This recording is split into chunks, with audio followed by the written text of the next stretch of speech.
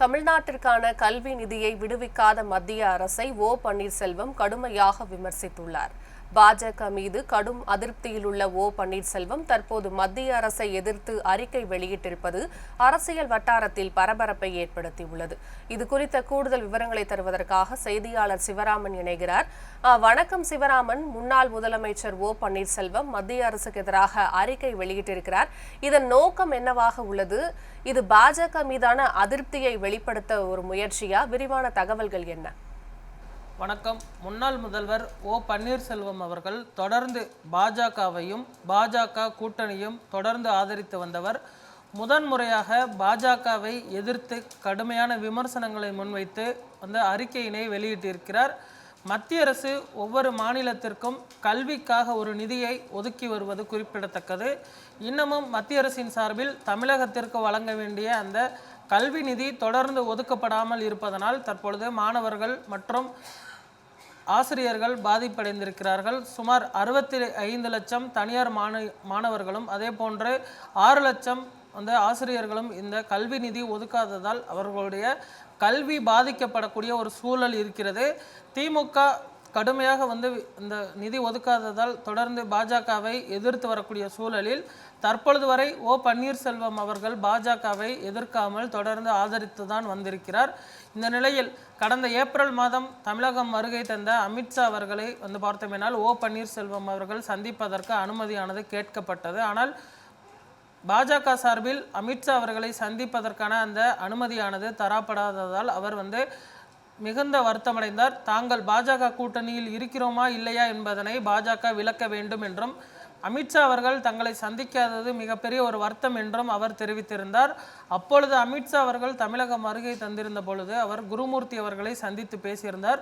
குருமூர்த்தி தந்த அந்த தகவலின் அடிப்படையில் ஓபிஎஸ் அவர்களை இன்னமும் கூட்டணியில் வைத்திருந்தால் பாஜகவிற்கு தமிழகத்திற்கு எதிர்காலம் இருக்காது. அதனால் ஓபிஎஸ் அவர்களை பார்த்தோமேனால் விடுவித்து அவர்கள் எடப்பாடி அவர்களை ஆதரித்தால்தான் பாஜக தங்களுடைய அந்த வெற்றி வாய்ப்பு என்பது இருப்பு என்று குருமூர்த்தி தெரிவித்ததன் அடிப்படையில் அப்பொழுது ஓபிஎஸ் அவர்களை சந்திப்பதை அமித்ஷா அவர்கள் தவிர்த்தது குறிப்பிடத்தக்கது. அதே போன்று பிரதமர் அவர்கள் தற்பொழுது தமிழகம் வருகை தந்திருந்த பொழுதும் கூட பார்த்தோமேனால் தூத்துக்குடி விமான நிலைய விரிவாக்க பணிகளுக்கும் பொழுது அதே போன்று திருச்சி விமான நிலையத்திலும் இபிஎஸ் அதே போன்று ஜி.கே. வாசன், ஏசி சண்முகம் உள்ளிட்ட தலைவர்களை சந்தித்த பிரதமர் நரேந்திர மோடி அவர்கள் ஓபிஎஸ் அவர்கள் சந்திப்பதற்கு அனுமதியானது மறுக்கப்பட்டது.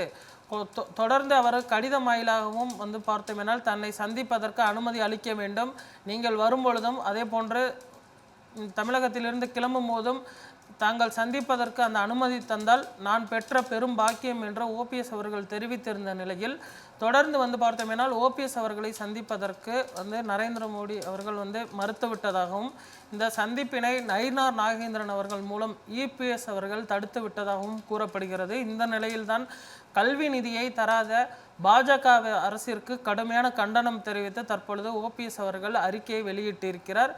அதிமுக உரிமை மக்கள் இயக்கம் என்ற அந்த ஒருங்கிணைப்பு குழுவை நடத்தி வரக்கூடிய ஓபிஎஸ் அவர்கள் வரக்கூடிய தேர்தலில் தாவேகாவில் இணைவதற்கான தயாராகிவிட்டதாக கூறப்படுகிறது. அதற்காகத்தான் தற்பொழுது பாஜகவையும் பாஜக அரசையும் கடுமையாக விமர்சித்து இந்த முதல் முறையாக இந்த அறிக்கையை வெளியிட்டிருக்கிறார். கடந்த 4 ஆண்டுகளாக தொடர்ந்து அவர் பாஜகவுடன் பயணித்து வந்த நிலையில் முதன்முறையாக இந்த அறிக்கை வெளியிட்டிருப்பது அரசியல் வட்டாரத்தில் பரபரப்பை ஏற்படுத்தியிருக்கிறது.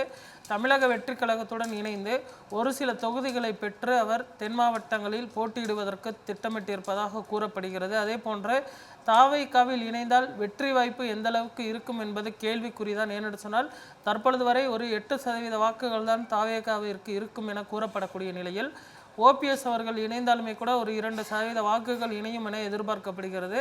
10% வாக்குகளை வைத்து தமிழகத்தில் வெற்றி வாய்ப்பு என்பது கடினமாகத்தான் இருக்கும் என எதிர்பார்க்கப்படுகிறது. அதே போன்ற திமுகவிற்கு 35லிருந்து 40% வாக்குகள் இருக்கக்கூடிய சூழலில் ஓபிஎஸ் அவர்கள் தற்பொழுது தமிழக வெற்றி கழகத்தை நாடியிருக்கிறார். அதற்காகத்தான் இந்த பாஜகவை விமர்சித்து இந்த கடுமையான ஒரு அறிக்கையினை வெளியிட்டிருப்பதாகவும் தற்பொழுது அவர் கடும் அதிருப்தியில் இருப்பதாகவும் சொல்லப்படுகிறது. அமித்ஷா, நரேந்திர மோடி அவர்கள் தற்பொழுது ஓபிஎஸ் அவர்களை கைவிட்டிருக்கக்கூடிய சூழலில் ஓபிஎஸ் மத்திய அரசை விமர்சித்து கடுமையான இந்த அறிக்கையினை வெளியிட்டிருக்கிறார்.